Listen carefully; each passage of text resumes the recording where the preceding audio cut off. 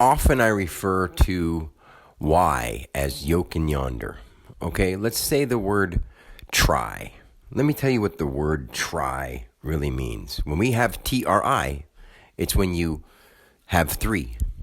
Okay, when a person has TRY, it's when they have six, because that's the sixth vowel in our straightforward tense. So what that would mean is in a human existence, Y being the sixth vowel comes into play where what you're doing is you're battling between what you thought you should be doing and or what you were already doing stationary, the thought being stationary or as is, and then you reaching a new conclusion that you want to try something new or you want to go for something else, you want to reach out for it. And that try is you battling between your yes and your no. And that why is you deciding on what you're going to yoke and take yonder forward. So you're trying yourself. When someone said he's a real trying individual, it means you're battling within yourself. And that third entity that's coming out of that battle is your decision. So when you try something, it's one thing, a third thing, and a three thing, and it coming out with that decision. So in the same way, A and B make C. And in that same way, C is secondary that you don't see quite yet, which is a doorway into D going into E, energy expression. Now, when we get into words, that applies. When we get into names, it applies through words and letters, but it always works. It's not that like it goes 1A, lowercase a, 2B, lowercase b. It's not like that. There's spinning and there's vibration patterns to it. So it's really hard to get into that with people or even try to show it to them. They've got to take the time to actually learn what this is like. Like they took time to go through school and learn. They've got to do this because it's something that you can't not learn if you want to know the truth. It's the way everything looks, is shaped, and is said and vibrates. It's the way everything is. It's just the way everything is. And there's no better way I can say it or sugarcoat it or make it sound more loving because it's what it is. So the word try, when it's a Y at the end, and instead of TRI, it's TRY. Because you are deciding between yourself to do something different than you're doing right now. Or forcing yourself to do something that someone else told you to do. I am trying, the try is the third entity in this case, to impress that girl. I am trying to make some money. I'm trying to come up with an idea. The idea is one thing, you're the other thing, and your try is what you come up with in between those two. Coming out into three, the unseen concept. So then you give that concept a try by dreaming about it. Before you reach out, you dream about it in your head. You decide what you're going to do. Dream, decide. I take out the R because that's dream. So you would say deem. You deem necessary. You deem it in your mind. You say, I'm going to go out and do that. I deem that this is what I'm going to do. Deem it. So then you charge forward into those two E's with a D on one side and an M on the other side, which is 13, which is 1 plus 3 is 4, which is D. So it would be doing your deeds. You have to deem. Deem and deed are the same word because you would say, I deem that deed okay. But you don't say that. You would say, indeed. Indeed, that deed was good. You wouldn't say deem. But you would say, I deem that necessary. He deemed this, whatever. And even at a school, we called the guy in charge that you have to qualify to a dean, because at that point, there's somebody that you have to, they define an energetic act of nature. But in that way, they're also defining your expressed action now. Like they're judging you. The dean is the guy that you've got to go see. You know, I mean, that's just what they are.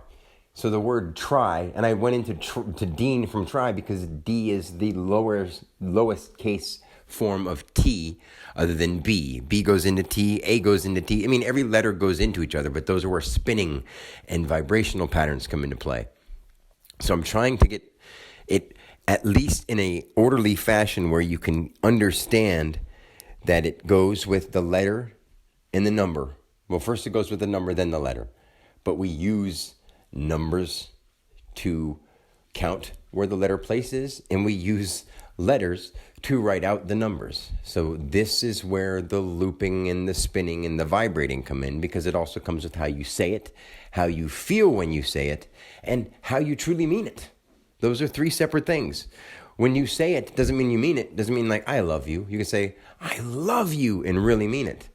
And you could say like, how you truly mean it is one thing. How you act when you say it. So there's a hidden thing there. That's that doorway that they don't see. The truth that is in you. The Dan, what you're doing, what you're really doing. The divine truth. At one point, DT, the divine truth. The divine astral realm, the DA, like what you are inside your body, the divine astral being that is always here in your space, will then be true. Like what you're doing is that thing between the two. If you're saying outside, oh, you guys are wonderful and you're great, but inside you're saying, I can't stand those people. And then truly there's something in between there that you know is different, but instead you get stuck on your opinion. And people do that a lot too. They get stuck on their opinion and they don't even deem anything necessary. They don't indeed get into anything. They just do what other people tell them to do. And they do deeds for duds. And they live their lives in chains. And I don't want to see that anymore. I can't be around that. So I love the world because I see the cosmos at its extreme when I'm just sitting by a leaf, by a tree, in a hut. But if I go in the house or I go around people and they're jamming out, they're looking at their silly little screen with whatever it is on, and I'm like, that interests you that much to sit there and watch? I'm like, oh, because you eat that meat and all that garbage and your body is weighed down. You're like, if you were trying to watch a TV screen and you had to look through a glass of clear water, wouldn't you want to look through a glass of clear water? Sure.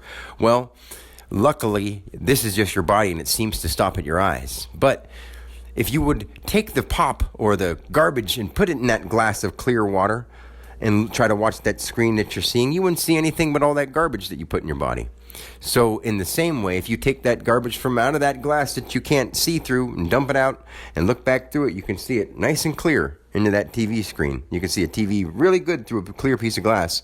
But if you filled that glass up with all the crap you eat and drink and put in your mind, you'd see how dirty it is. You wouldn't be able to see the thing you're looking at. In the real world, in the astral divine, what you put in your body and what you put in your mind plays outside of you to the T. No way that you can escape it. No way that it can be changed. It's just the way it is.